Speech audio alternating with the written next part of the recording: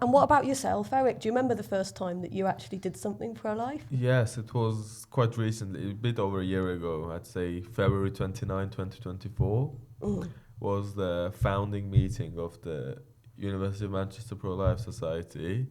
It's a night that I will probably never forget in my life, and something that I'm going to tell my kids about. It was about 30 of us inside the room, and I'd say about 300 to 400 protesters outside. So it was quite a remarkable night. And when you realize the gravity of the issue, and then you know that it's a grave matter, but only these few people speak about it, for it, and these few people speak against it, this many people speak against it, you know that you need to be one of those who stand up against it, because there's not much of us left. So that was kind of the night when people came to discourage me from becoming pro-life, but they helped me more.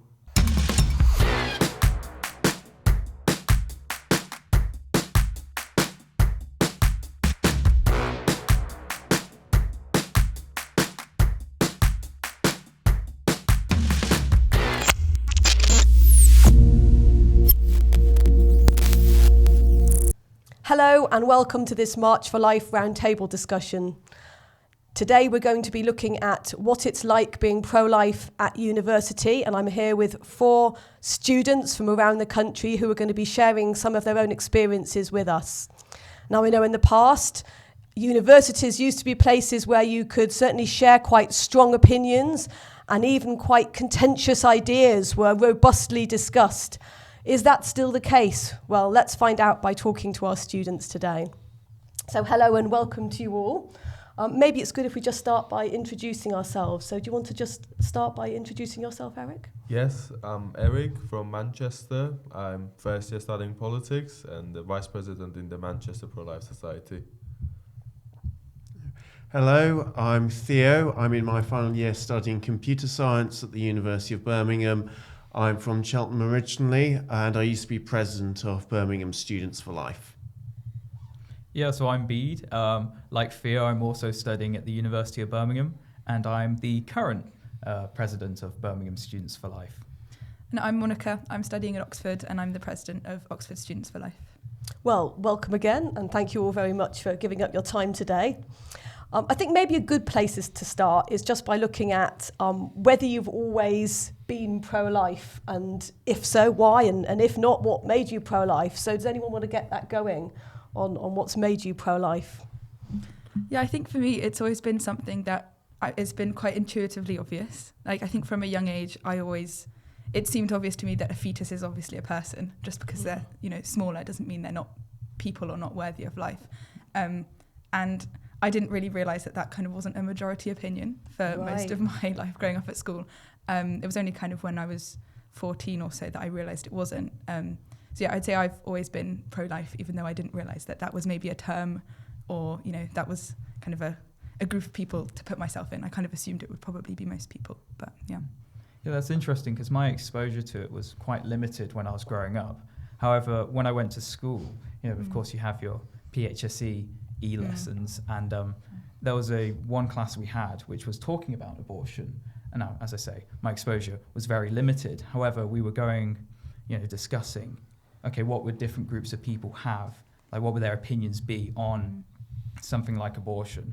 And without the teacher explaining, who would have a certain perspective, I immediately went, oh gosh, that doesn't seem quite right. So that's quite interesting to hear from you, actually, that you've just had that inclination from a young age. Okay. And is that the same for you guys? Or? It's a bit different from me because obviously growing up I wasn't really so exposed to it, and then when I first started being exposed to it, most people around me seemed to support abortion. So I was kind of the same. I didn't really think about it until I started becoming interested in politics when I was about 14. I remember I think I was watching like Ben Shapiro Owns the Libs, and then I realised, oh wait, this isn't so good after all. No, this is something I don't really agree with. And then I kind of, immediately followed Ben's example, and then I actually started posting online pretty much straight away saying how awful abortion was and how stupid people who support abortion are. Obviously, looking back, I don't think I was being very charitable. I don't think my understanding of the issue was as good as it is now. But I did have some interesting discussions with people. But I think now I've kind of learned to be a lot more charitable with the issue. Over the years, since then, throughout my teenage years, I kind of flip-flopped on the issue a bit. Although I was quite interested in it, I didn't really see it as too big of an issue. It's kind of more of a tertiary issue for me at the time. But it was only really when I was kind of looking into faith and when I kind of started on my conversion journey to Christianity that I realized, oh wait, this is a big deal. In fact, This is probably the most important issue for us that we need to be campaigning for. And what about you, Eric? Have you always been pro-life? No, not really. I mean, depends on what extent. So, well, I would agree that it's a human. When I'm in my teenage years, I would still think that up to 3 months, the first trimester, it's okay. Even though I would be Christian, though I wouldn't really leave my faith, I would more be like a non-practicing Christian just culturally. During that times, I would believe that it's completely fine. But before I had a full conversion to Christianity, I did a small research on when does humanity start, and then kind of it makes only sense that it starts at conception. And then I became pro-life before I became Christian in a way. So it's kind of becoming pro-life was the first step forward. That's quite interesting because your journeys have all actually been quite different really when we're looking at four of you. But what about actually getting actively involved? Because I know I talk to people who'll say, yes, I'm pro-life, but that isn't something that's lived out. And I know for all four of you, it is something that's lived out. Do you actually remember the first time you started doing something pro-life and, actually, maybe went out and did something or online and did something that actually kind of that's it, I am pro-life and I'm putting it out there. Do you ever remember that first time and do you know what it was? Well, like I said, I basically, when I kind of first became pro-life many years ago, I basically went out there immediately and I was like, okay, right, I need to go and crusade on this. Obviously, I don't think I was taking the best approach at the time. And like I said, I kind of did flip-flop. I later became more pro-abortion or kind of more apathetic would kind of be the right word.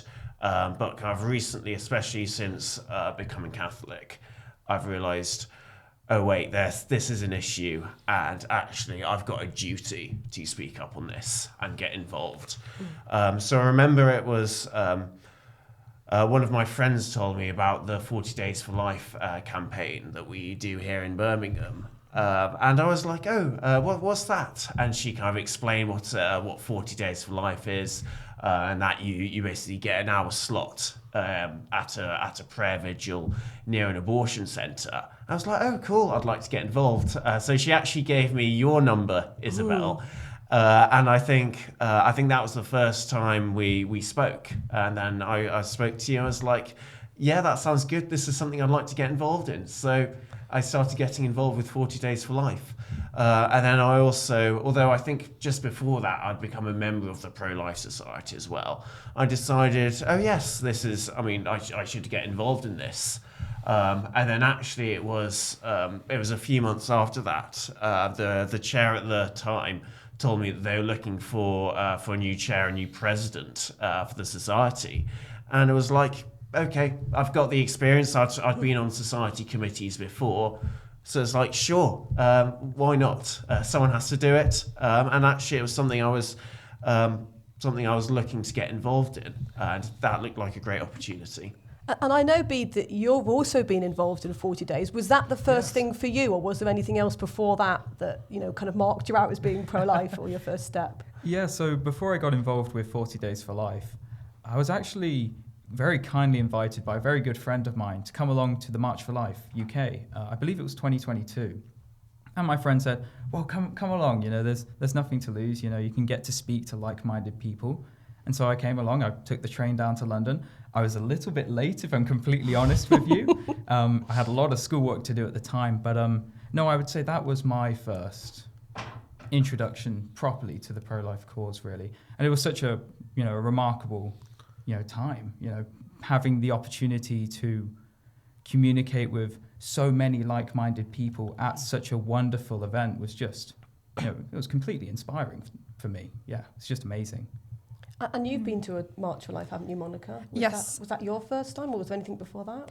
Well, I suppose I started looking things up around the time when I was in sixth form, because I kind of started to realise how much of a big deal this issue was, and I thought surely people are doing things about this. It seemed like there was a lot of active pro-life kind of activism in the US, but yeah, so I discovered the March for Life UK kind of just via the internet, and I saw that there was like a Get Involved tab or whatever it was, and so I kind of took some of the publicity resources, tried to kind of spread the word. This is before I even went for the first time, and then I went to the March for Life for the first time, and that was really amazing, because it kind of just showed me how, oh wait, no, there actually are a lot of people in the UK as well that believe in this, and it kind of restored my faith in, well, my faith in humanity, my faith in the UK pro-life cause, because before that it kind of seemed like, well, I'm not really sure what's being done.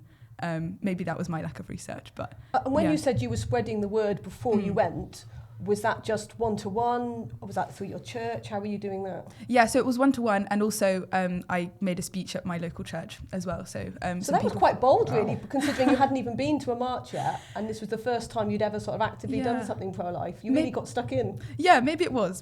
It's just so important, and I think I was more shocked that other people weren't doing that kind of thing. So it just seemed like an obvious kind of thing to try and do. So yeah. And what about yourself, Eric? Do you remember the first time that you actually did something pro-life? Yes, it was quite recently, a bit over a year ago. I'd say February 29, 2024 was the founding meeting of the University of Manchester Pro-Life Society. It was it's a night that I will probably never forget in my life, and something that I'm going to tell my kids about. It was about 30 of us inside the room, and I'd say about 300 to 400 protesters outside. So it was quite a remarkable night. And when you realize the gravity of the issue, and then you know that it's a grave matter, but only these few people speak about it, for it, and these few people speak against it, this many people speak against it, you know that you need to be one of those who stand up against it, because there's not much of us left. So that was kind of the night when people came to discourage me from becoming pro-life, but they helped me more. Wow. So that maybe moves on to something else that I think is worth looking at, like how has actually being at the university itself affected your pro-life beliefs? So from what you're saying, it's actually almost it encouraged you, is that true? Or? Yes, so I've talked with many of the committee members in the last 2 weeks from other societies, and apparently in Manchester we're the ones who face the most violence and opposition. But interestingly enough, it attracts more people, because whenever there is a fuss going around, whenever students talking about the whole deal between, we know, I think about 5% of the British population is pro-life, about 15% is anti-life or pro-abortion, and then we have a huge gap of grey people. So, and obviously you have the grey people also in the university. So when this big fuss gets created, a lot of people look at what happened, and they look the violence on the pro-abortion side and the calmness and peace from the pro-life side. So that's already a factor that's affecting us, and it encourages people to just come around. So it's actually helping us more than thwarting us from. And it's just encouraging people to think about the issue, isn't it? And whatever position that they might have, I think just getting people to think is such a great first step. What about you others? I mean, being at university, has that kind of affected your beliefs or shaped them in any way, do you think? I mean, Theo, you mentioned earlier how, your approach to talking about pro-life topics is almost matured in a way. I'd say that's quite similar with me, actually, getting more experience of talking to people with more of like a heartfelt intention. I'd argue goes a lot further than just having an argument that's not getting anywhere. No, actually trying to understand what the other side might be thinking, and understanding that there's a lot of emotions at play, really. See, I'd certainly say and agree with Theo that it's certainly matured in terms of my approach. But being at university and being, pro-life is hard. It's tough, but no, it's worth it in the end. Definitely. I think I'd say that at university it's a bit easier than it was at school for me. Like, I was already quite set in what I thought and what my beliefs were by the time I was kind of in sixth form. And at school, a lot of people disagreed with me. In fact, almost everyone disagreed with me, as I'm sure it was with you guys as well, if you were vocal about those things at school. But at university, I've been quite fortunate to have lots of really positive conversations and lots of people who are just kind of interested in hearing what I think and why. Because I think it kind of baffles people more. I mean, some people obviously are very angry, and our pro-life society has faced kind of assault and things in the past. But luckily, I haven't been on the receiving end of any of that. I mean, I'm only in my second year now, and hopefully that continues. But so, for example, our Freshers' Fair that we've had this year was really positive, and we had lots of really, really good conversations. Have you guys been able to have positive conversations with pro-abortion people at your universities? Oh, absolutely, Oh, yeah, good. absolutely, especially at the Freshers' Fair, because we had a similar experience, especially when I was president. I was actually on the stall the whole day, and for the most, obviously there were a few people who were really angry. But we had so many positive conversations. In fact, there's a point when a pregnant woman came up to the stall and actually thanked us for being there. Unfortunately, I didn't actually notice this at the time. She was talking to the other girl. But I mean, that by itself made it worth us being there, 100%. And what's the community been like then at university? Because you two are obviously saying that you've been at the same university group. Have you all felt that you've managed to connect with other people who have been supportive? Or? Oh, absolutely, yeah. I mean, I'd say the best thing about being at university is that you can find like-minded people. I mean, there are just so many people, especially at our university. We've got about, I think, almost 40,000 people, 40,000 students at the University of Birmingham. So out of all those people, you're bound to find some people who are like-minded and agree with you on this topic. So you certainly don't feel alone. Obviously, I'd say it's definitely the majority of people that you meet do support abortion, but actually most people you meet you do support abortion they're more than happy to be respectful about it, and a lot of the time they just like to listen to you, and they're just happy to have a respectful conversation about it. Obviously, there are a minority of people. I'd say it's actually probably a very small minority of people who do get really angry and who will not talk to you. So there are a few people I've known who don't talk to me anymore because of this. But again, they're definitely in the minority, and I've just had so many great conversations. And most people are just happy to respectfully disagree on the issue and continue. Yeah, I found the community of pro-life people at my university really useful, because I guess when you're going from an environment that's really hostile where kind of everyone disagrees, you can't find people to kind of just discuss your views with in a kind of friendly environment. You're constantly on the defensive, trying to kind of, obviously trying to understand other people's views, but there's also, there's a hostility there. But when you have a community of people who do agree with you, then you can have discussions like, okay, how should we go about this? How should we talk to pro-abortion people? How can we get the message out there in a kind of charitable way, in a way that's not intimidating? And that's something I found really useful, and something that I didn't have before coming to university.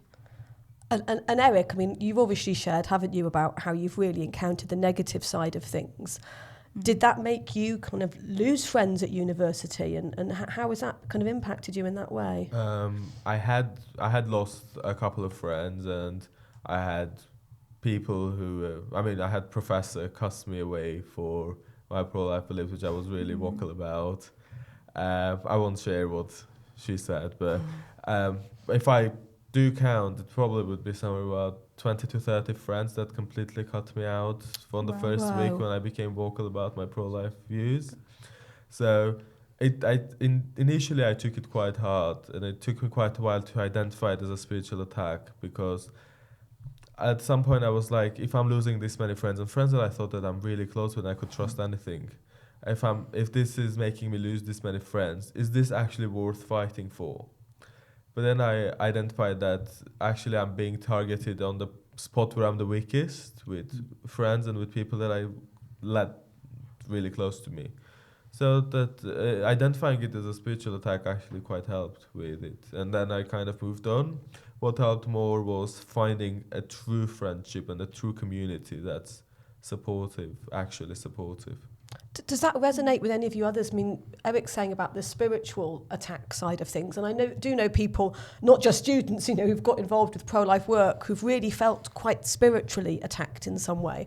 Does that resonate with any of you? Or? Yeah, most certainly. I mean, I've spoken to a lot of people about, how they've been impacted by certain spiritual attacks when they've been involved with things like the pro-life movement.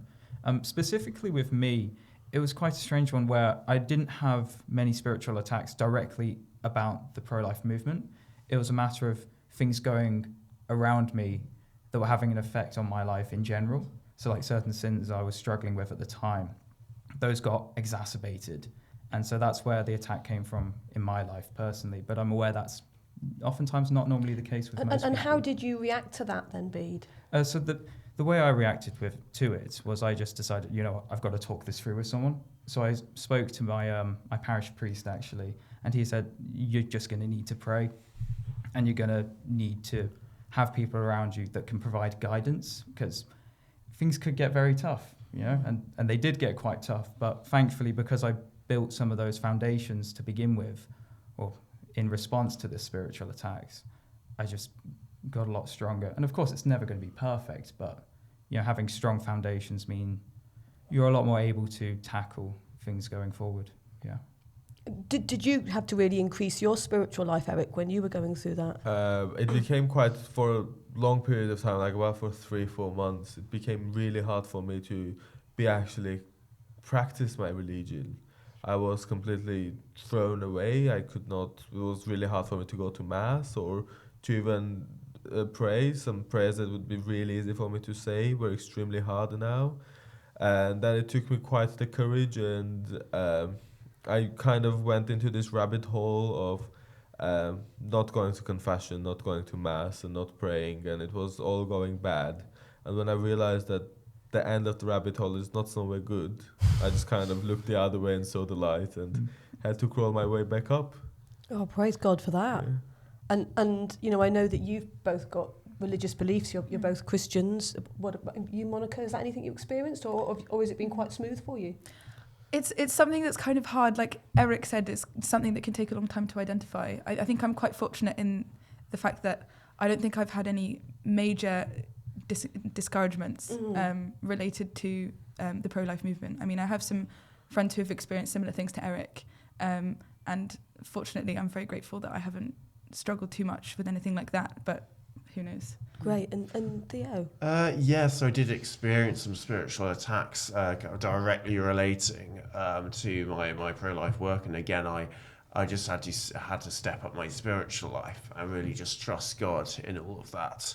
That through all of that, God was going to come out on top. But also, like Bede said, I'd say kind of the bigger attacks were actually things outside the pro-life sphere, attacks in my spiritual life. So some really nasty things started happening to my friends, and that also affected me as well. And this was about 1.5 years ago. But at the time, this was just very, very discouraging. In a very, very broad way.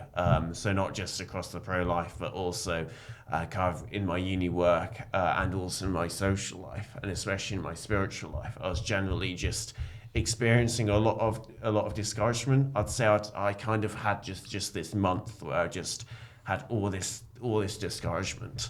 I just had to push through it. I just had to push through it and trust God, and that's what I did.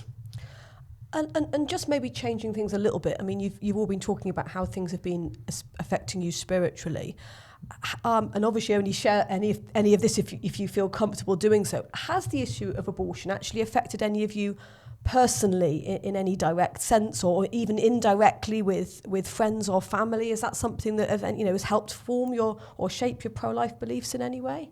Yeah, so my mum informed me of this a while ago, actually, when I started to get more involved in the pro-life movement.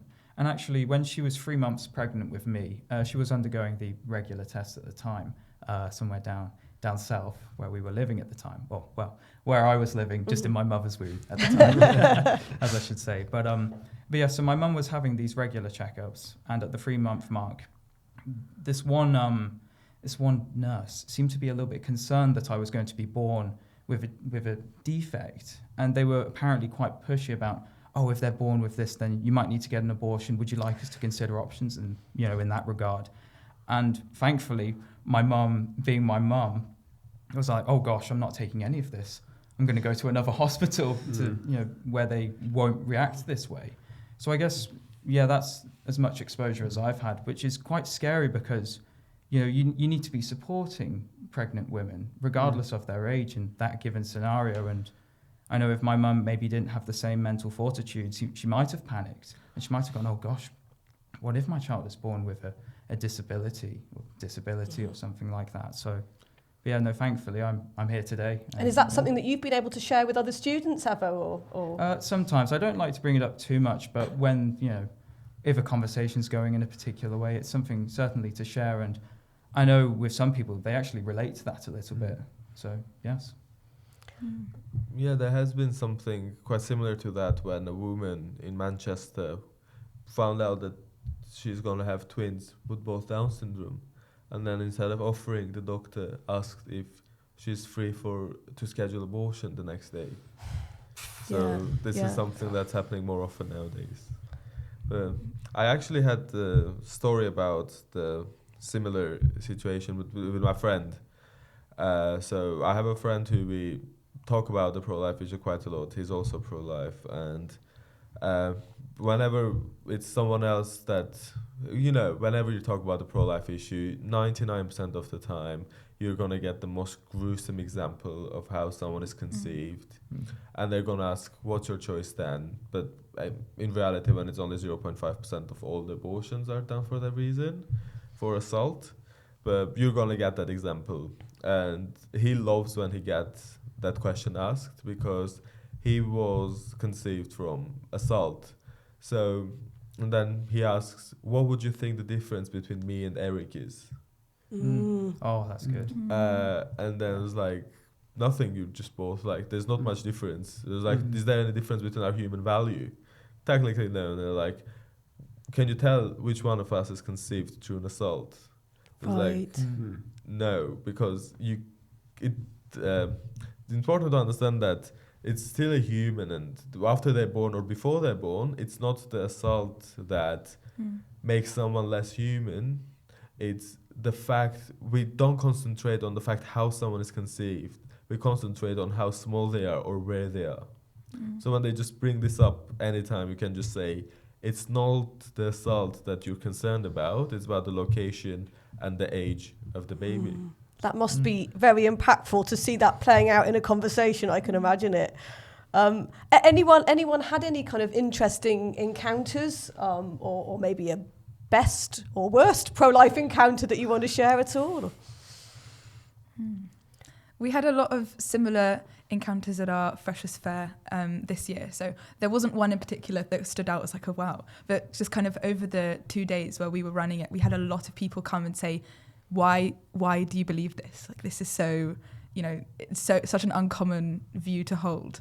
And we were kind of just explaining, this is what we think. These are our, human life starts at conception, et cetera, et cetera. And a lot of people we'd ask people, like, what do you think? And a lot of people would say, I've actually never really thought about it, because, why would you, right? Like, if you don't really have a reason to think about it, a lot of people don't, which is fair enough. But yeah, a lot of people kind of said, I haven't really thought about it. And it was really rewarding to actually kind of talk to them, because a lot of people were very receptive to our ideas and actually thinking, oh, wow, that's interesting. Why do you think that? And it was really nice to have those kinds of conversations. And that was something that was really encouraging for me, to just see that people were open to kind of changing their minds or thinking about it a bit more. So like Monica said, like we've had some great conversations on the source where people are actually really open to hearing what we're saying. I mean, I think a lot of people have a misconception that it's kind of going to be like what you see on the internet with things like Ben Shapiro arguing with people, where it's going to be like, oh, they're going to say something there, it's going to be a really heated argument. They're going to say something, and you're going to only have a few seconds to think of a really witty response. And it's not like that at all. So I think the internet does really misrepresent what real life and what real conversations actually do look like, especially on this issue. Actually, like most people, when you're on the stall, actually most people are more scared of you than you are of them, and obviously they don't have they don't actually have anything to be afraid of, and you don't have anything to be afraid of in the vast majority of cases, from talking to most of the people who will come up to you, and you can have some really good conversations. Most of the time it is actually that most people are they're more passively pro-abortion. They haven't really thought about that issue. That's just the majority opinion, and that's kind of the society that we live in. So actually, if you do talk to them and express your opinion, then they will be quite receptive to that. And a lot of the time, they're just curious. They're not trying to. Most people, when they come up to you, they're not trying to catch you out or anything. They're trying to be. They'd like to be kind, and they'd like to be polite, and they're just like to learn why you believe what you believe. That's really encouraging to hear that you're just starting those conversations, which is just such an important part of helping people to think through the pro-life issue. Because like you say, sometimes people haven't even really had time to think about the issue. They might know whether they're pro-life or pro-abortion, but they haven't really even thought through what that really means. So just to kind of really open it up and help people to start thinking about it is such an important thing. I mean, are there any other kind of blessings or challenges that you can think about that you know you've encountered, particularly maybe while you've been at university or while getting involved in active pro-life ministry or work in any way? Oh, certainly, yes. I mean, I believe it was a year ago, I was praying as part of 40 Days for Life. And on one of my shifts, a troubled lady said some absolutely dreadful things as she walked past us whilst we were praying. And when we finished praying the rosary, the partner who was on with me said, "You know what? You young people really inspire us oldies." And I thought that was just the most amazing thing that I've ever been told, because it just shows that inspiration goes both ways. You know, it doesn't matter your age; it's what you're doing fundamentally. Oh, and it's so true as well, isn't it? I think certainly for myself, I've been encouraged by younger people, I've been encouraged by older people. But you don't really think of yourself as being that source of encouragement, do you? So it is nice when you hear somebody say those words. Oh yes, that was definitely a highlight for me. Anything from yourself, Eric? I'd say the biggest blessing that I've received since getting more involved is the community of friends that I have, and the true love in a community that I've been exposed to, a true union and desire to help others that comes from a true place of love. Because what I know about, one thing that I know about most of the pro-abortion people is that they are people who genuinely care about women. They think genuinely that they're fighting for the right cause without understanding the truth behind it. But when you kind of show them the genuine love, because when you come from a community of love, that's when you're able to show someone else love. And when you can show that actually to them, it helps change minds. And the biggest blessing that I've received besides that is that I've changed people's minds about, I've been received enough grace to be able to change people's mind about pro-life movement. Because now it's not a priority to change people's mind about abortion for now. It's best if we show people what the pro-life movement actually is. Because there's this misconception that it's all old man movement and it's all people who are misogynistic and who want to control everyone else. But when you show the diversity and the love that is in the movement, and something I really love to say all the time, that the suffragettes mothers, the foremothers of feminism, were pro-life themselves. So it's not a really black and white issue, even though there is black and white, but a lot of the area is grey, so we need to kind of pick the black and white and put it apart. Yeah, we've got to change the culture. Yeah, before the legislation. Yeah, so I definitely agree with Eric, because for me the biggest blessing by far has been the community, just all the amazing people that I've met. Like there are so many people that I'm now friends with who I would never have met had I not got involved in the pro-life movement and in pro-life advocacy. Actually, at March for Life in September, I actually ended up. I met my girlfriend there, so we started. So we've been dating for nearly 4 months now, as this is being recorded, and just reflecting on that. That's just something I really thank God for every day, and just reflecting on that this has happened as a result of getting involved in pro-life. So if I'm ever struggling, or if I ever have any doubts or any discouragements, I just remind myself, like, this amazing thing would not have happened if I'd not got involved in pro-life. And I've heard that quite a few times as well, which is really encouraging. Yeah, for me, I think coming to university and having the Pro-Life Society has really helped me to realise how alive the pro-life movement is, like, at a new level. Like, going to the March for Life is one thing, and just seeing all those people, but then seeing, people come and visit our society from ADF, from Life, from SPUC, from March for Life, and just seeing, like, hearing from all these people, from all these organisations that are so active and actually doing things, doing real good and making real change is really, really encouraging. Especially coming from school when it's like, everyone disagrees and people will only tell you that they agree kind of later, like after everyone else is gone, kind of thing. And just seeing how it's also encouraging to see how vocal these people are, like people from all these different charities and organisations like yourself, who just kind of aren't afraid to just say things publicly. I think a lot of people are very afraid to say things publicly, but yeah, it's very inspiring that you are as vocal as you are, Isabel, and people like you have encouraged me a lot since coming to university.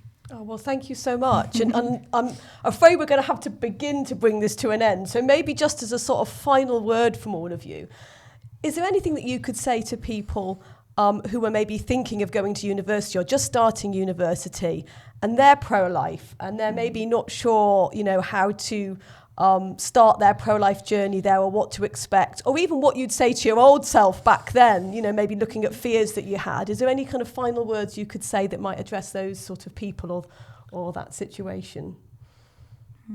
I think sometimes, what I'd say to my old self is sometimes people don't look at you as completely representative of the entire movement. Like, don't put that much pressure on yourself to kind of be the perfect advocate. Just have genuine conversations. Tell people why you believe what you believe.